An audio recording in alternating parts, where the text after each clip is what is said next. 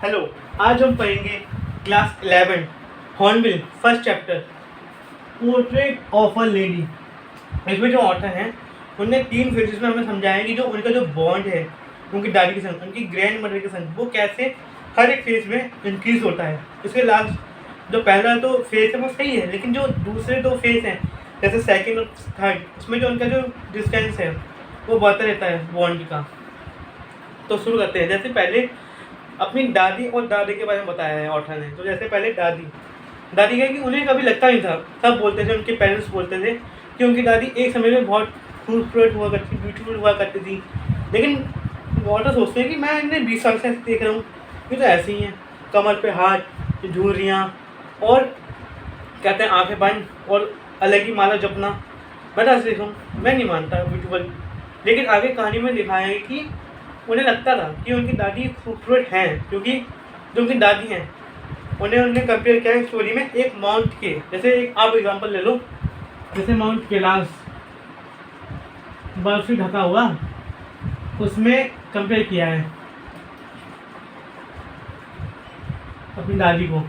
कैलाश मैंने लिखा है, हमें जो स्टोरी में बताया है कंपेयर किसी का है सिर्फ माउंटेन से। माउंटेन अलग अलग हो सकते हैं, जैसे मनाली में होते हैं एंड शिमला में होते हैं सफ़ेद बर्फ से ढके, तो वैसे। लेकिन मैंने एग्जांपल लिया है माउंट कैलाश का। तो उन्होंने अपनी दादी को माउंट से सिर्फ माउंटेन जो है उससे कंपेयर किया है। क्योंकि देखो पहला पॉइंट क्या, पहला पॉइंट ये कि उनकी दादी बिल्कुल सफ़ेद है, बिल्कुल उसकी तरह, माउंटेन की तरह। और दूसरा कि जैसे उसमें जो शांति रहती है माउंटेन में, वैसी उनकी दादी भी शांत रहती हैं, सिर्फ माला जपना एंड प्रेयर करना ये करती हैं। तो कहानी मेनली स्टार्ट होती है जैसे इन्हें अपनी दादी का बता दिया।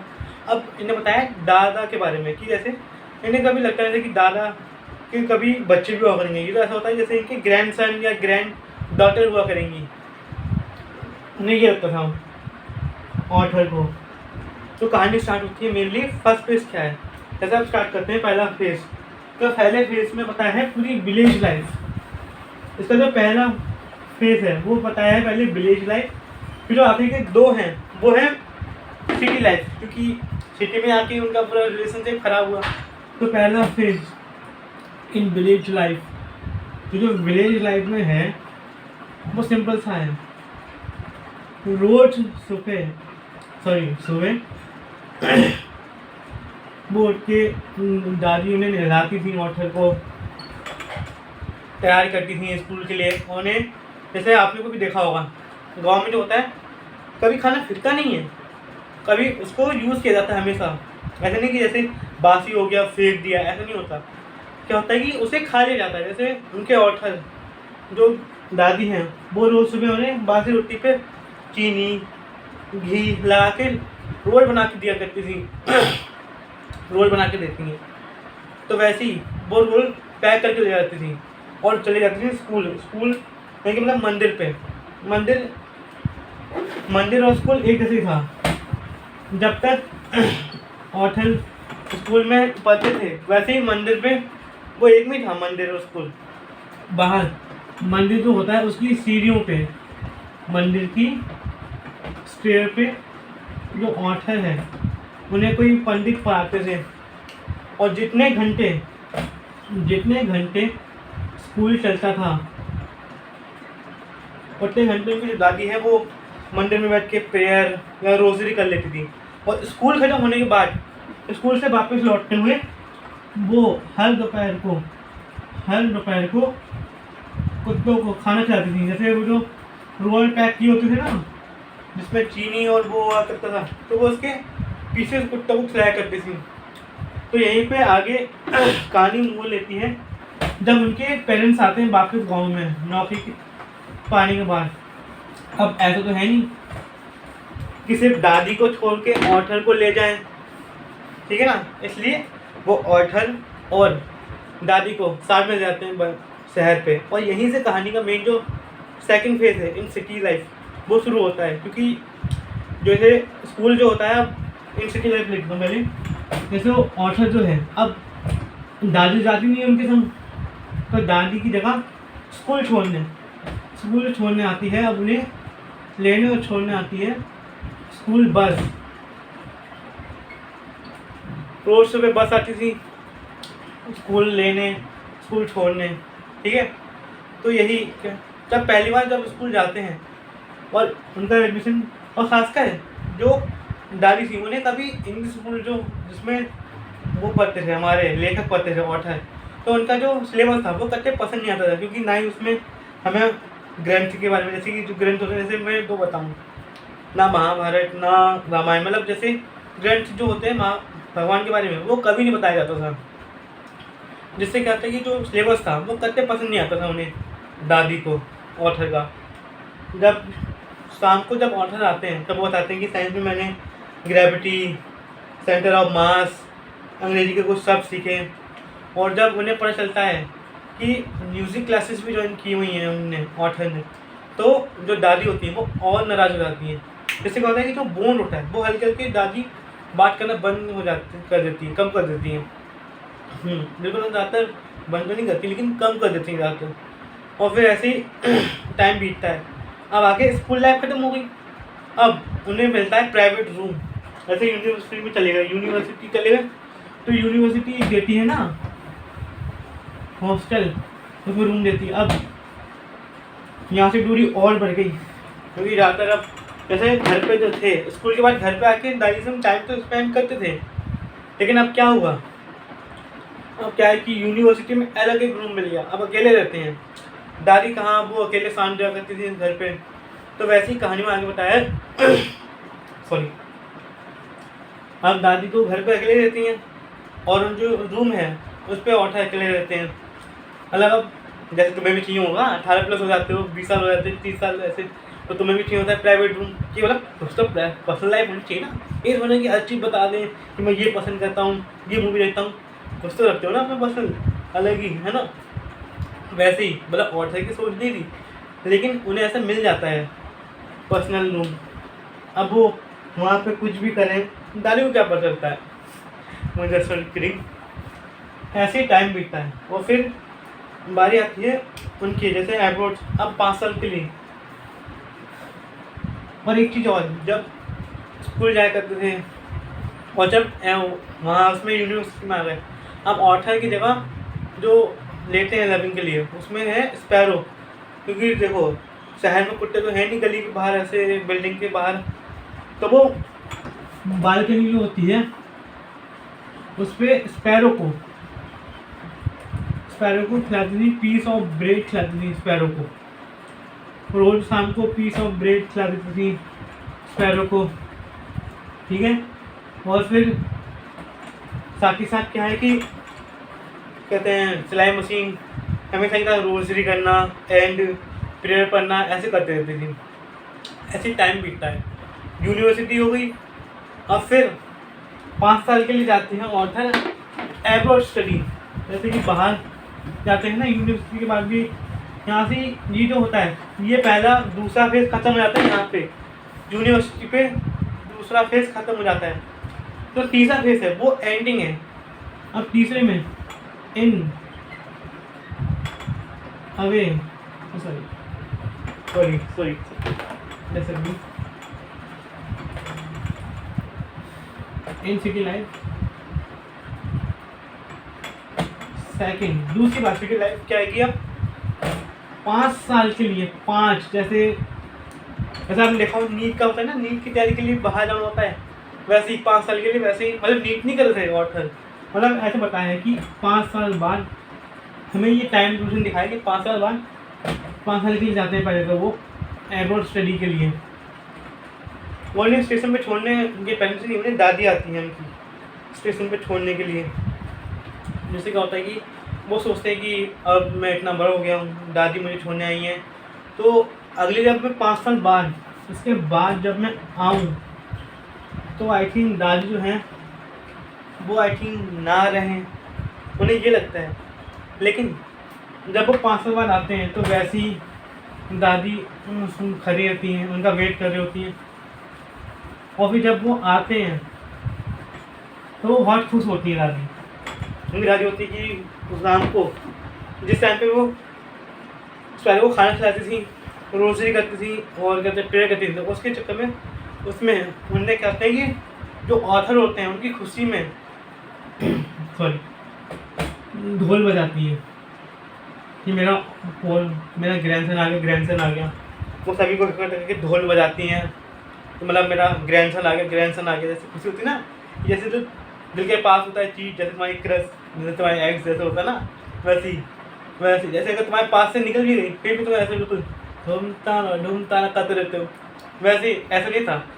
जो वो थे ऑथर, उनकी दादी जो थी वो खुश होती है कि मेरा जो ग्रैंडसन है वो एब्रॉड स्टडी करके वापस आ गया, अब वो हमेशा मेरे संग रहेगा। इसलिए वो शाम को जो होता है वो ढोल बजाती रहती हैं। लेकिन इसके चक्कर में क्या होता है कि वो अपनी प्रेयर जो माला जपना होता है वो भूल जाती है। इसलिए क्या होता है कि अगले दिन बीमार हो जाती हैं। अगले दिन बीमार होकर वो बिस्तर पर होती है, उनका माथा जो होता है पूरा लाल हो जाता है, उन्हें बुखार हो जाता है। जैसे मतलब जैसे उन्होंने हाई पर से बजाया ढोल, तो कहता है जैसे देखते हो ना कि अगर कहीं ज़्यादा काम कर लें या कुछ गलत काम करें, गलत काम नहीं, जैसे कुछ ज़्यादा काम कर लें और फिर सीधा कुछ करें आराम भी ना करें, तो हमें उसका जैसे face every action as equal and opposite reaction, science से पढ़ा। मैं ये बात करूँगी जैसे हम कुछ एक्शन करते हैं तो उसका रिएक्शन तो होता है। अब हमने आराम नहीं करा, जैसे हमारी बॉडी को आराम की होता है, तब लोग कहते हैं कि 7 घंटे की नींद जरूरी होती है। तो वैसे ही वो ऑथर जो है उनकी दादी, वो उसके चक्कर में ढोल बजाते रहती हैं, उनके ऑथर के वापस आने के चक्कर में। अगले दिन का द नेक्स्ट डे जो होता है उन्हें हो जाता है एकदम से फीवर, मुझे फीवर होता है। अब वो बीमार हो जाती हैं, उन्हें लगता है कि अब मेरा टाइम आ चुका है। मैं कल कहते हैं अपने ऑथर की जो ग्रैंडसन है, हमारे जो ऑथर हुए उनके लिए ग्रैंडसन अपने, जैसे हिंदी में नहीं उसका मैं। फिर उसके बाद उसकी खुशी के लिए ढोल बजाती थी, तो मेरा टाइम पास आ चुका है, मेरा मतलब मैं नहीं रहूँगी, इसलिए मुझे खुशी के लिए अकेले छोड़ दो। जैसे होता है ना कुछ, जैसे उन्हें जो तुमने भी देखा होगा दादा दादी को अपने, तो उन्हें पता चल जाता है कि उनके जब वो ज़्यादा वो है तकलीफ़ है, तो वो कहते हैं कि हमारा टाइम आ गया पास, अब हम आई थिंक जितना ना रहे।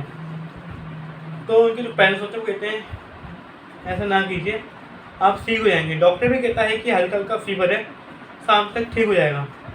लेकिन कहते हैं वो चाहती हैं कि जब एंड टाइम आ गया है तो मैं किसी से बात ना करके शांति से बैठे रहूँ। तो क्या होता है, अब बैठ पे लेटी होती है, वो करवट पलटती है अपनी, कुछ देर बीतती है।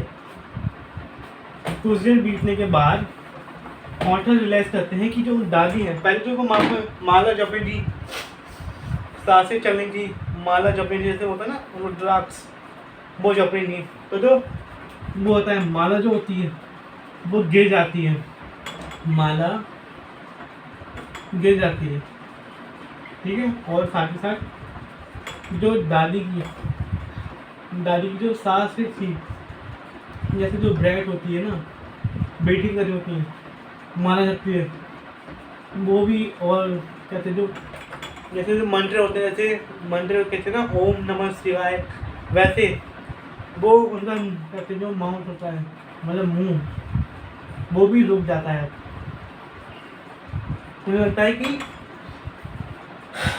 जब दादी चले गई हैं, मतलब दादी अब मर गई हैं, ठीक है। और फिर अगले दिन उसी टाइम पे शाम को उसी दिन के शाम को उनका जैसे हिंदू धर्म में जो वो होता है तरीका, रिचुअल होते हैं, जिससे इसे जो अंतिम संस्कार किया जाता है, वैसे अंतिम संस्कार करते हैं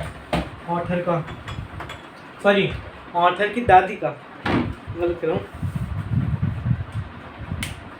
ऑथर की दादी का, नहीं ग्रैंड मदर का। तो ग्रैंड मदर फिर क्या होता है, इसमें एक लविंग वन भी है इनमें, ऑथर के संग नहीं, स्पैरो के संग। जैसे मान लो अब जैसे ये उसका ना कुछ ऐसे लगाते हैं कपड़ों का, ये 4 लोग ऐसे पकड़ते हैं, ज़्यादा डार्क नहीं होती क्लास, मतलब बता रहा हूँ तरीके से होता है, मतलब सिर्फ जो होता है ड्राइंग के लिए कि उसके आगे क्या हो रहा है, ठीक है ना। तो वहीं पे यहाँ आसपास स्पैरो आ जाती हैं, और आज स्पैरो चीज़ नहीं कर रही हैं, उन्हें पता है, जो उन्हें रोज़ ब्रेड खिलाता था, पीस ऑफ ब्रेड, जैसे हमने सेकंड फेज में देखा था, जब गांव की लाइफ से जब शहर की लाइफ में आते हैं, तो जो उन्हें जो ब्रेड खिलाता था, ब्रेड के छोटे छोटे पीस होते हैं ना, टुकड़े, जो उन्हें खिलाता था वो अब मर चुका है। इसलिए जो स्पैरो हैं, ये सारी की सारी जो है ये स्पैरो हैं, वो बिल्कुल एक शांति से एक लाइन में बैठी हैं और कुछ बोल भी नहीं रही। लेकिन जो उन्हें लगता है कि स्पैरो ब्रेड खाने आई हैं, स्पैरो खाने आई होंगी ब्रेड, तो जो उनकी जो ऑथर की जो वो होती है मम्मी, तो बिल्कुल जैसे दादी डालती थी पीस वैसे ही ब्रेड डाल देती है पीस में। लेकिन यहाँ अलग होता है चीज़। यहाँ पे क्या होता है, यहाँ पे क्या है कि स्पैरो ब्रेड नहीं खाती है, वो शांति से देख रही होती हैं दादी के जो उनके साथ जो हो रहा होता है, जैसे जो मनी बात किया जाता है ना, वो देख रहे शांति से चुपचाप बैठ के। लेकिन फिर जब चलते हैं लोग उठा के उनकी अर्थी, जैसे जो उनकी बॉडी होती है वो उठा के चलते हैं,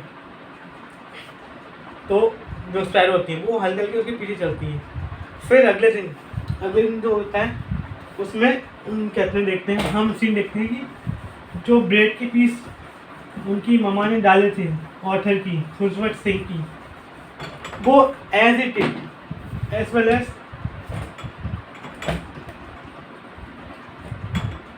ऐसे ही पड़े हुए हैं, ऐसे ही पड़े हुए। उनने एक भी पीस खाया नहीं, एक भी पीस जैसे का वैसा ही है, ठीक है ना। फिर अगले दिन सफाई वाला आता है, सफाई वाला पूरा हटाता है सामान, और यहीं पे स्टोरी जैसे सफाई वाला होता है वो सारी सफाई करता है। इससे हमें लगता है कि सिर्फ और सिर्फ ऑथर के अंदर ही नहीं, अभी तक जो स्पैरो थी बीच में जो जैसे स्कूल जाने लगे थे या फिर जब वहाँ थे एब्रोड स्टडी कर रहे थे, तो उसके बीच में उनके संग ऑथर की जगह स्पैरो संग एक बॉन्ड बन गया था दादी का। तभी देखो ना कहानी के एंड में जब दादी ख़त्म हो जाती है, फिर भी स्पैरो शांति से, जैसे नॉर्मली देखा तुमने जो चिड़िया होती हैं वो ची हमेशा करती हैं, लेकिन उन्हें पता था कि जो उन्हें लव करता है, जो उन्हें खाना खिलाता था, आज वो शांत है, यानी कि मतलब वो मर चुका है। इसलिए वो शांति से, जैसे सब लोग घेरा बना के शांति से बैठे थे, वैसे वो भी शांति से बैठी थी, कोई ची नहीं कर रही थी। और यहीं पे क्या होता है कि अब कहानी का हो जाता है the end. I hope you story अच्छी लगी हो, क्योंकि ये मेरा पहला लेक्चर है। अगर कोई भी गलती हो तो आप मुझे बता सकते हो, मैं उसको इम्प्रूव करूँगा।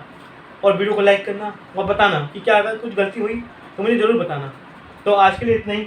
अब हम मिलेंगे अगले चैप्टर, यानी कि we are not afraid to dying if we can together. अगर हम एक संग हों तो अगला दिन देख, अगर हम एक संग हों तो हमें मरने से डरने लगेगा। जैसे कि कहते ना यूनिटी इज़ द पावर, अगर एक साथ जुड़ जाएं तो हमें कोई भी तोड़ नहीं सकता। जैसे तुमने वो स्टोरी भी सुनी होगी एंड में, वो जो मतलब पुरानी जो स्टोरी है, एक स्ट्रिप तोड़ोगे तो टूट जाएगी, लेकिन उसकी जगह 5-6 तोड़ोगे तो नहीं उसके होगी, लेकिन नहीं टूटेगी। क्यों? क्योंकि अब वो एक संग आ गई। स्ट्रिक की जो मेंबर होगा, चाहे वो 5 हो या 6 हो, वो अब एक संग आ गई हैं, इसलिए वो टूटेंगी नहीं। चाहे जितना दम, जैसे ये मार के मान लो कि पतला सा है, अब मैं इसको तोड़ने की सोच नहीं तोड़ पाऊँगा, क्योंकि अब ये क्योंकि इसका जो वो है बेस वो ज़्यादा बड़ा है, क्योंकि मान लो इसमें हल्के पीस भी जुड़े होंगे ना इसके प्लास्टिक के, इसलिए नहीं तोड़ पाऊँगा। अब देखते हैं अगले कहानी में। अब बस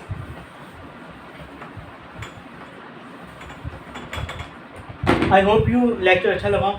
अगर ना लगाओ तो आप मुझे अपनी मेरी गलती बताना, और मैं आगे अभी आपको कहते हैं पोस्ट पे आप इसके इम्पोर्टेंट क्वेश्चन भी डाल दूँगा। तो तब तक के लिए बाय बाय।